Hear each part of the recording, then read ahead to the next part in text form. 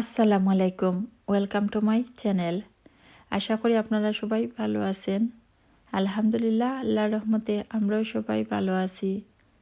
আপনারা যে যেখানে থাকেন সবাই সবসময় ভালো থাকেন, সুস্থ থাকেন, এটাই সবসময় কামনা করি। শুরু করছি নতুন আরেকটি ব্লগ। আশা করি এটাও আপনাদের কাছে ভালো লাগবে। এটা ছিল মঙ্গলবার, আর বাইরের অবস্থা দেখতে পাচ্ছেন খুবই সুন্দর। নীল আকাশ দেখা যাচ্ছে, খুবই ভালো লাগছে দেখতে। সোমবার দিনের একটা ব্লগও আমি আপনাদের সাথে শেয়ার করেছিলাম, আর সেদিন দেখেছিলেন আকাশ খুবই মেঘলা ছিল।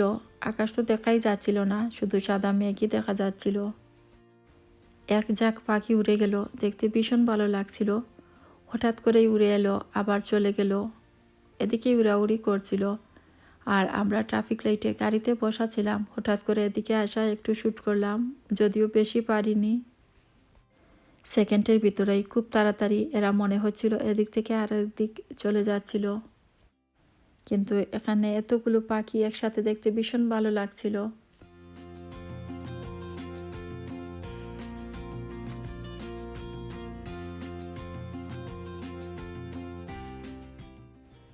দুপুর প্রায় 12:30 বাজে।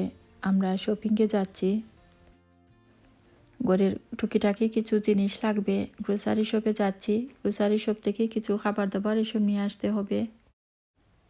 সংসারে টুকিটাকি কত কিছুই না লাগে, অনেক কিছু লাগে। আর যখন যেটা লাগে কম বেশি কিছু তো আনতেই হয়। বিভিন্ন জায়গার বিভিন্ন শপ থেকে, আবার বিভিন্ন শপ থেকে বিভিন্ন রকমের জিনিসও আনতে হয়। বাইরের পরিবেশটা দেখতে পাচ্ছেন, খুবই সুন্দর লাগছে, খুবই ভালো লাগছে। তাই আমার লাভলি ভিউয়ার্সদের জন্য একটু শ্যুট করে নিলাম। আর এরকম সুন্দর ওয়েদার থাকলে মনটাও বেশ ভালো লাগে। ঠান্ডা থাকলেও কিন্তু একটু ভালো লাগে। সোমবার সারাদিনই মেঘাচ্ছন্ন ছিল, তাই মনে হয়েছিল একটু বেশি ঠান্ডা, কিন্তু আজ মঙ্গলবার, দেখতে পাচ্ছেন জলমলে রোদ উঠেছে, এজন্য একটু ভালো লাগছে। সোমবারের থেকে একটু ঠান্ডাও কম আছে। শপিংয়ে গিয়ে আর রেকর্ড করিনি, শপিং শেষ হয়ে গেছে আমাদের। এখন আমরা আবারও ঘরে ফিরে যাচ্ছি। আর ঘরে গিয়ে তো আমি আপনাদের সাথে শেয়ার করব, আপনাদেরকে দেখাবো। টুকিটাকি যাই আনি না কেন, তাই আপনাদেরকে দেখাবো। আশা করি আমার আজকের ভিডিওটিও আপনাদের কাছে ভালো লাগবে। আর ভালো লাগলে একটি লাইক দিবেন, শেয়ার করবেন, আর কমেন্ট করে জানাবেন কেমন লাগলো। আপনাদের সুন্দর কমেন্ট পড়তে আমার ভীষণ ভীষণ ভালো লাগে। এই তো এখন আমরা একটা কার পার্কে ঢুকেছি। কোনো পার্কিং পাওয়া যাচ্ছিল না, একটু ঘুরতে হয়েছে। মাঝে মধ্যে অনেক জায়গায় গিয়ে পার্কিংয়ের জন্য অনেক কষ্ট করতে হয়, সহজে পার্কিং পাওয়া যায় না। শহর উঠে যাওয়ার জন্য একটা কার পার্কে গাড়ি রেখে তারপর আমরা গাড়ি থেকে বের হয়ে একটু এদিক ওদিক দেখছি। দরকারি একটা জিনিস কিনতে হবে, তাই একটু এদিক ওদিক ঘোরাঘুরি করে দেখে গেলাম, কিন্তু পাইনি।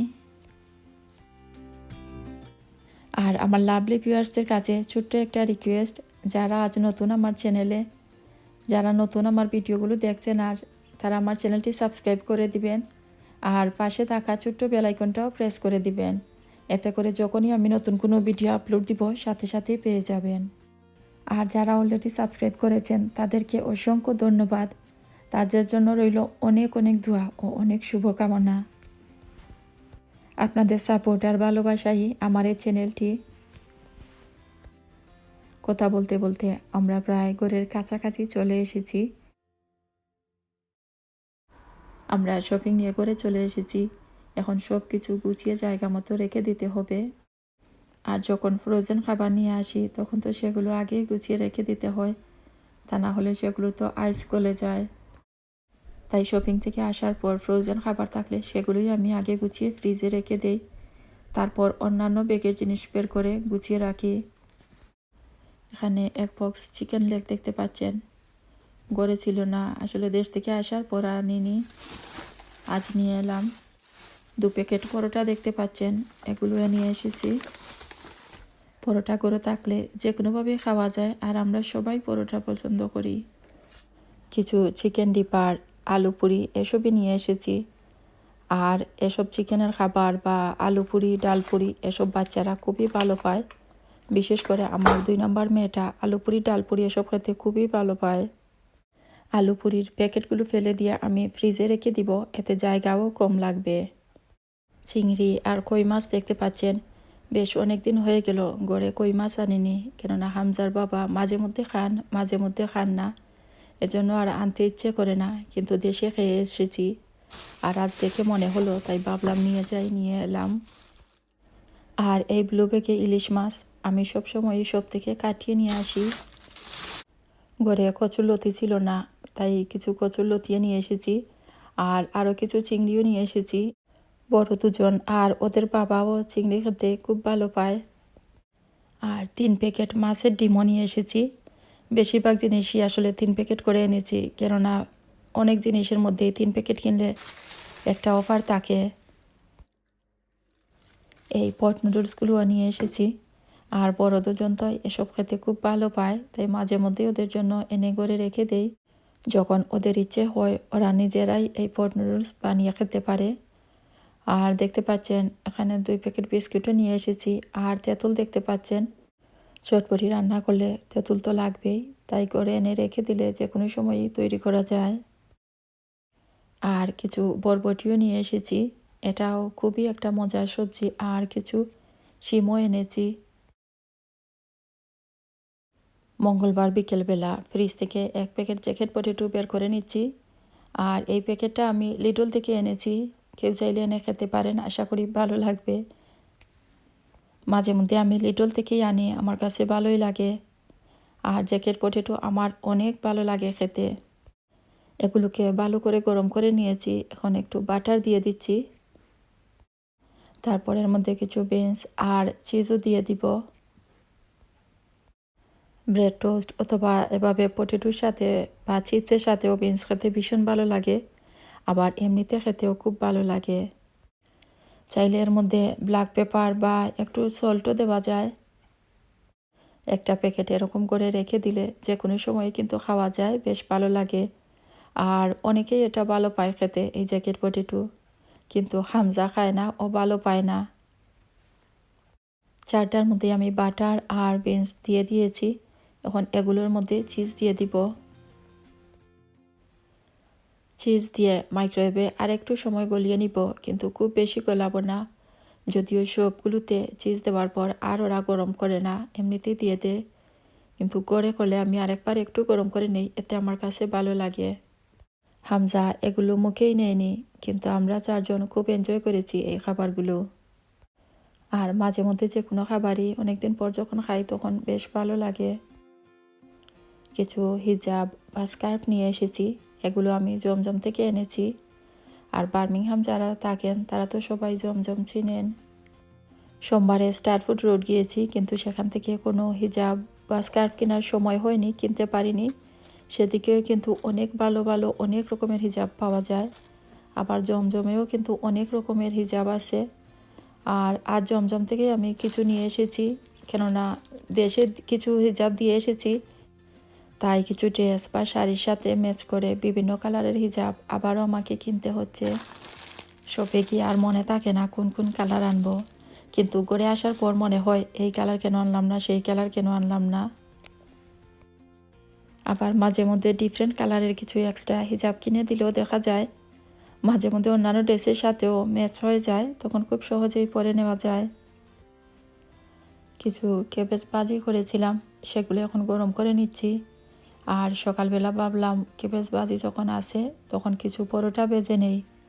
আর পরোটা দিয়ে ক্যাবেজ ভাজি বা যে কোনো ধরনের ভাজি খেতেই খুব ভালো লাগে। বেশিরভাগ দিনই ব্রেড খাই, মাঝে মধ্যে পরোটা ভাজি এসব হলে ভালোই লাগে। এই তো আমার নাস্তা রেডি, আর আমি একটু পর চা খাবো, কেননা চা একটু গরম গরম খেলেই ভালো লাগে। আর এখন চা বসে খাবার সময় নেই, কেননা আমি আমার নাস্তা তৈরি করার আগে আমি চুলায় আমার রান্না বসিয়ে রেখেছি। কেননা পেঁয়াজ কষাতে বা পেঁয়াজ গলিয়ে নিতে একটু সময় লাগবে, ভাবলাম এই ফাঁকে আমার নাস্তাটাও সেরে নেই। ওদিকে পেঁয়াজ গলে যাক, আদা, রসুন, তেজপাতা, দারচিনি, এলাচি, লবণ সব কিছু দিয়ে দিয়েছি। প্রথম অবস্থায় যা যা দিতে হয় তা সব কিছুই দিয়ে দিয়েছি। দেখতে পাচ্ছেন পেঁয়াজ গলে গেছে, ব্রাউনও হয়ে গেছে। এখন এর মধ্যে আমি সামান্য পরিমাণে পানি দিয়ে দিলাম। তারপর সব গুঁড়া মশলা দিয়ে দিব। গুঁড়ো মশলার মধ্যে মিক্সড কারি পাউডার, ধনিয়ার গুঁড়ো, জিরার গুঁড়ো, হলুদের গুঁড়ো, মরিচের গুঁড়ো, গরম মশলার গুঁড়ো এসবই দেই। মাঝে মধ্যে রাঁধুনি পাঁচফোড়নের গুঁড়াও সামান্য পরিমাণে দেই। সব মশলা ভালো করে নেড়ে কষিয়ে নিব। আর আমরা সবাই জানি যে কোনো মশলাই ভালো করে কষিয়ে নিলে খেতেও ভালো লাগে আর কোনো কাঁচা গন্ধও থাকে না। আজ আমি চিকেন ব্রেস্ট রান্না করব, এজন্য চিকেনের টুকরোগুলোকে ভালো করে ছোটো ছোটো করে কেটে ধুয়ে রেখে দিয়েছি। প্রায় সবাই আমরা কম বেশি চিকেন রান্না করতে জানি। এরপরও আমি আজ যেহেতু রান্না করলাম তাই ভাবলাম একটু আপনাদের সাথে শেয়ার করি। হয়তো যারা জানেন না তাদের হয়তো বা কাজে লাগবে।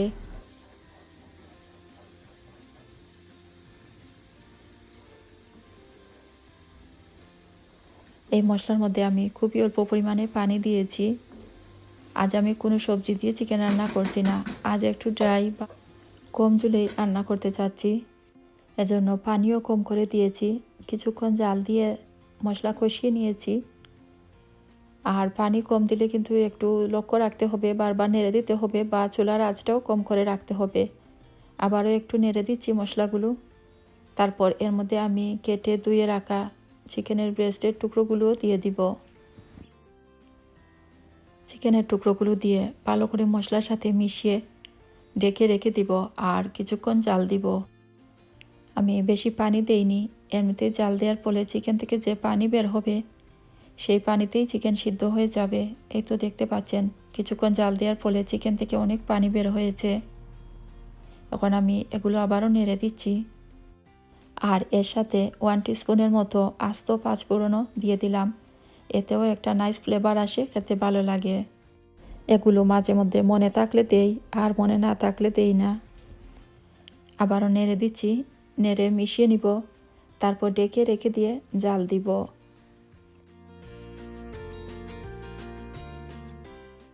চিকেন সিদ্ধ হয়ে গেছে, রান্নাও প্রায় শেষ হয়ে যাচ্ছে। রেকর্ড করা হয়নি কিন্তু এর মধ্যে আমি কিছু ধনিয়া পাতা কুচি দিয়েছি। আর এখন চুলা থেকে নামিয়ে নিব। 1 মিনিট পর আমার রান্না হয়ে গেছে। আর দুপুরের খাবার দাবারও আমি রেডি করে নিয়েছি, সব কিছু টেবিলে নিয়ে নিয়েছি। আর এই যে দেখতে পাচ্ছেন আমার চিকেন কারি বা চিকেন ভুনা রেডি হয়ে গেছে। আর এখানে কিছু সালাদও তৈরি করে নিয়েছি। মাছের তরকারি এখনও আছে, শেষ হয়নি। আর ক্যাবেজও আছে, এগুলো দিয়ে আমাদের আজ দুপুরের খাওয়া হয়ে যাবে। সবাইকে অনেক ধন্যবাদ আজকের এই ভিডিওটি দেখার জন্য। সবাই ভালো থাকুন। আজ এখানেই শেষ করছি। আল্লাহ হাফেজ।